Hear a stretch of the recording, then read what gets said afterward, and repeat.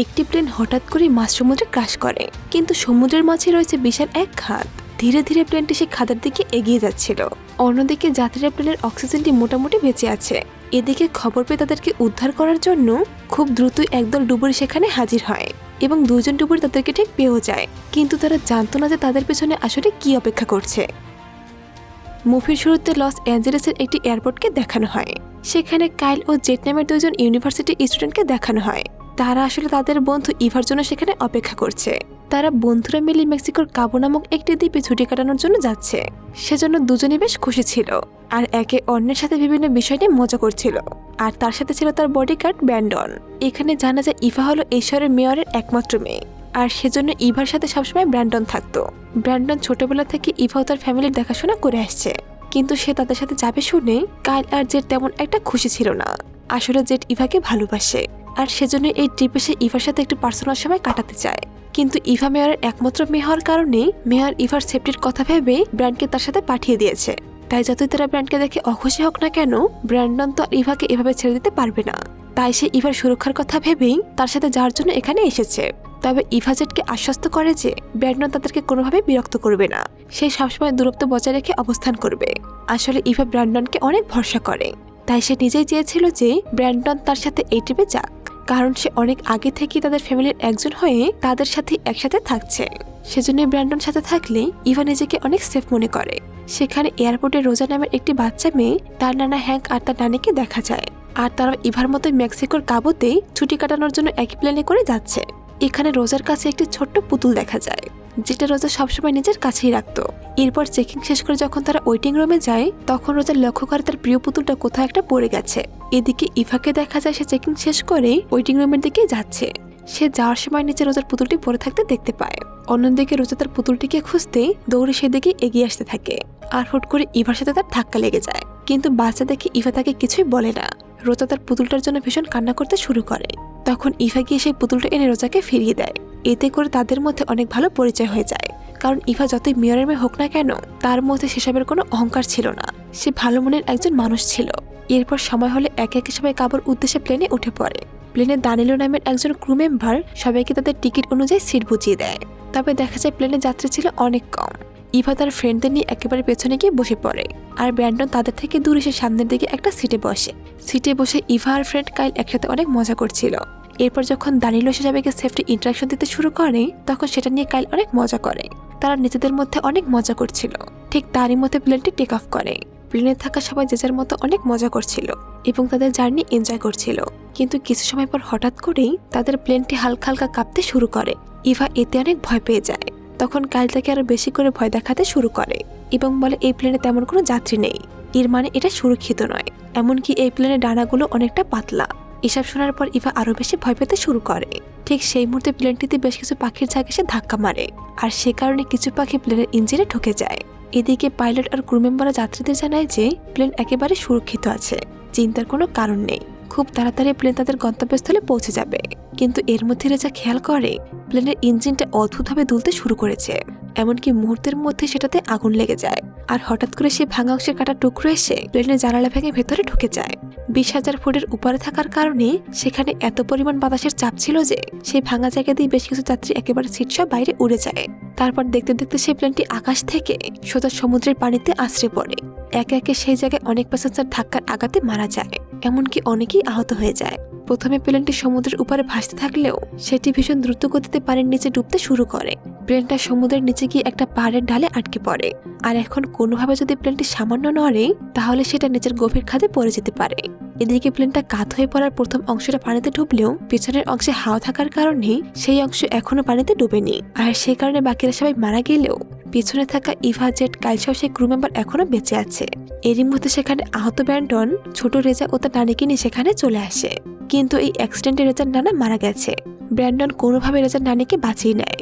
আর এখন সেখানে বেঁচে থাকা সবাই অনেক আতঙ্কিত ছিল, কারণ তারা সবাই এখন সমুদ্রের গভীরে রয়েছে, আর তাও আবার মৃত্যুর মুখে ঝুলে আছে। ব্র্যান্ডন বেঁচে থাকা সবাইকে শান্ত থাকতে বলে।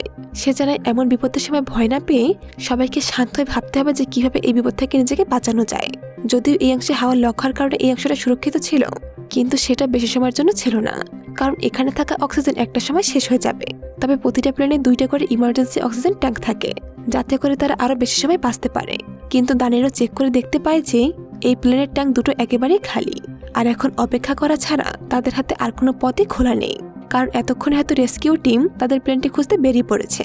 কারণ প্রতিটি প্লেনই একটা করে ব্ল্যাক বক্স থাকে, যার কারণে কোনো প্লেন ক্র্যাশ হওয়ার সাথে সাথেই সেই সিগন্যাল চলে যায় হেডকোয়ার্টারে।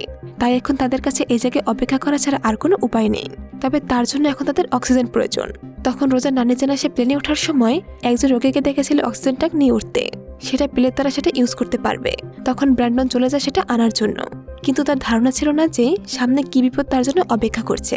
যখন ব্র্যান্ডন সাথে অন্য পাশে যায় তখন সে ওই অক্সিজেন সিলিন্ডারটি পেয়ে যায়, আর সেটাকে নিয়ে ফিরে আসতে গেলেই সে দেখতে পায় প্লেনের ভাঙা অংশ দিয়ে অনেকগুলো হিংস্র হানর তার দিকে এগিয়ে আসছে, আর এসে তার উপর হামলা করে দেয়। সে কোনোভাবে নিজেকে ছাড়িয়ে সেখানে ফিরে আসে, কিন্তু তার অবস্থা অনেক গুরুতর হয়ে গেছে। দেখা যায় তার পেট থেকে রক্ত পড়েই যাচ্ছে। সে বুঝতে পেরে যায় তার হাতে বেশি সময় নেই, কারণ যে করে হোক না কেন এই বিপদটাকে মোকাবেলা করতে হবে। কিন্তু এসব নিয়ে ব্র্যান্ডন ইভার সাথে কথাবার্তা বলার এক পর্যায়ে হঠাৎ করে একটা শার্ক এসে ব্র্যান্ডনকে টেনে পানির নিচে নিয়ে যায়, যা দেখে সেখানে থাকা সবাই হতভম্ব হয়ে যায়। কারণ এখন তাদের বেঁচে থাকার একমাত্র আশাও শেষ হয়ে গেছে। কারণ ব্র্যান্ডনই ছিল এখানে একমাত্র সাহসী ব্যক্তি। যদি কেউ এখানে বেঁচে থাকতে পারতো সেটা ছিল ব্র্যান্ডন, কারণ যে কোনো পরিস্থিতিতে বেঁচে থাকার কৌশল সে খুব ভালো করে জানতো।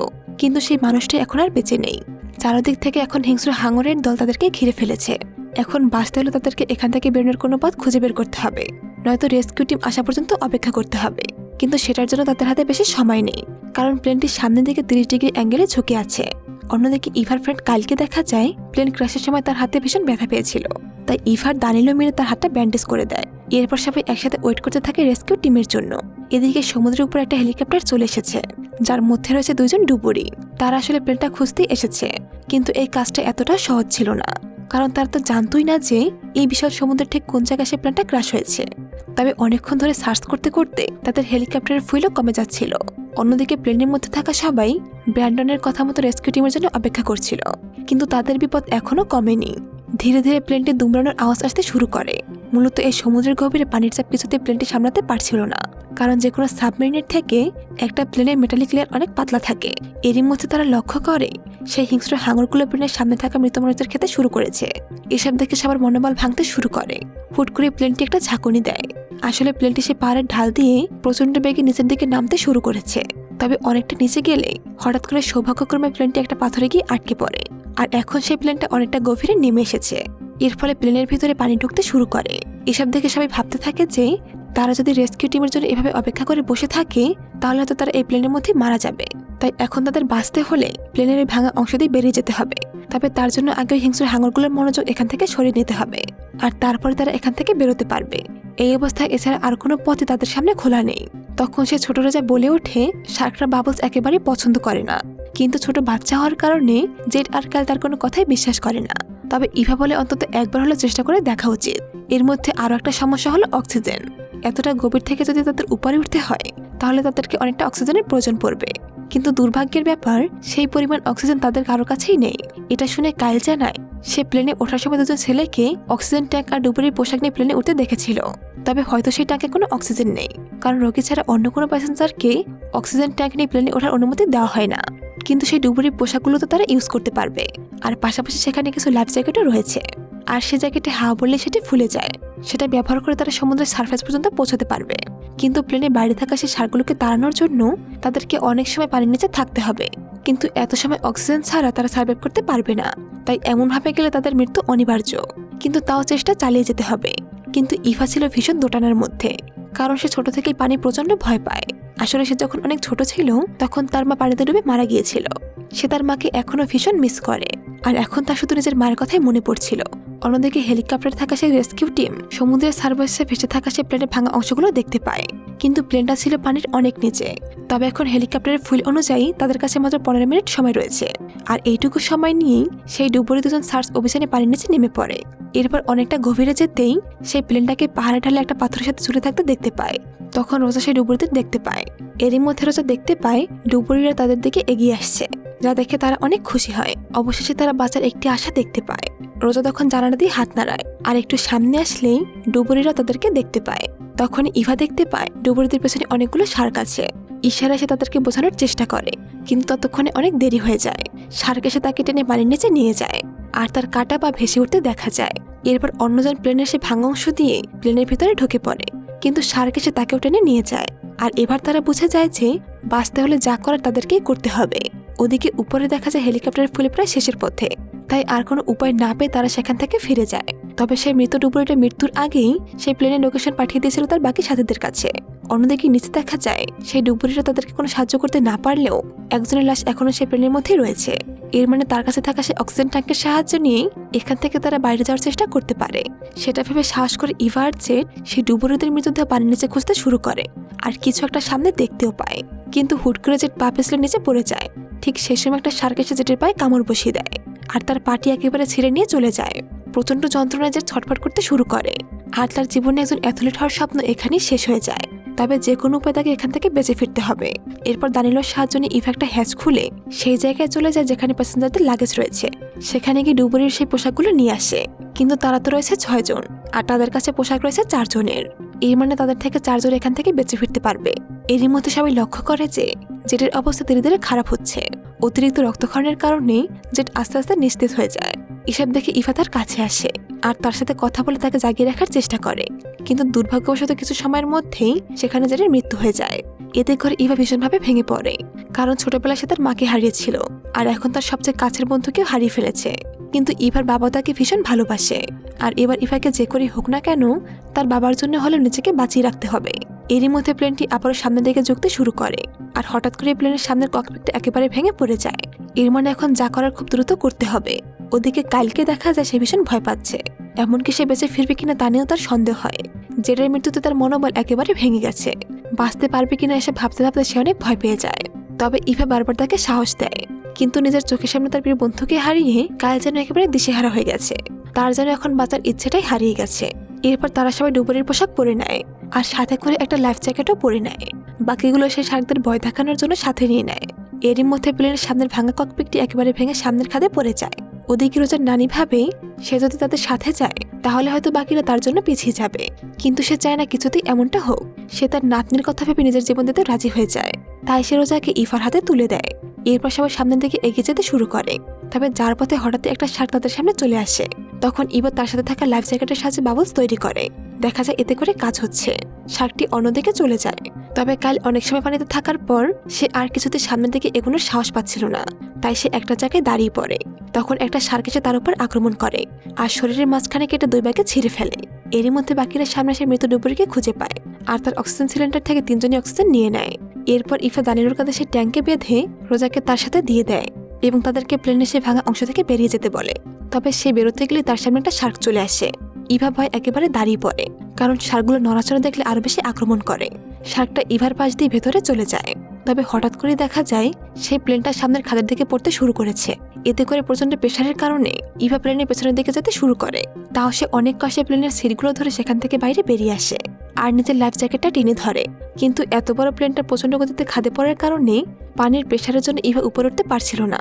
সে উপরে ওঠার জন্য অনেক চেষ্টা করতে থাকে, কিন্তু পানি যেন তাকে টেনে ধরেছে। তবে অনেক সময় হয়ে যাওয়ার কারণে তার অক্সিজেন ঘাটতি দেখা দেয় এবং সে ধীরে ধীরে সেখানে জ্ঞান হারিয়ে ফেলে। তবে প্লেনটা নিচে পড়ে যাওয়ার সাথে সাথেই পানির প্রেসার অনেকটা কমে যায় আর ইভার লাইফ জ্যাকেটের কারণে সে পানির নিচ থেকে উপরে উঠে আসে। অনেক সময় এমন অবস্থায় ভেসে থাকার পর শেষমেশ তার জ্ঞান ফিরে আসে, কিন্তু আশেপাশে কোথাও সে দানিলো আর রোজাকে দেখতে পাচ্ছিল না। অনেক ডাকাডাকির পর সে লক্ষ্য করে কয়েকটি রেস্কিউ হেলিকপ্টার তার দিকে এগিয়ে আসছে। এরপর হেলিকপ্টার থেকে দড়ি ফেলে তাকে উপরে তুলে নেওয়া হয়। সে উপরে উঠে রোজা আর দানিলোকে দেখতে পায়। আসলে অনেক আগেই রেস্কিউ টিম তাদেরকে বাঁচিয়ে নিয়েছে। তারা বেঁচে আছে দেখে ইভা অনেক খুশি হয়। এরপর রেস্কিউ টিম তাদেরকে নিয়ে সেখান থেকে চলে যায় আর এরই সাথে এই মুভিটি এখানেই শেষ হয়ে যায়। তো বন্ধুরা, কেমন লাগলো আজকের এই গল্পটি? যদি ভালো লেগে থাকে তাহলে অবশ্যই চ্যানেলটি সাবস্ক্রাইব করে দেবেন। আজকের ভিডিওটি এই পর্যন্তই। ফিরে আসবো নতুন কোনো ভিডিও নিয়ে। খোদা হাফেজ।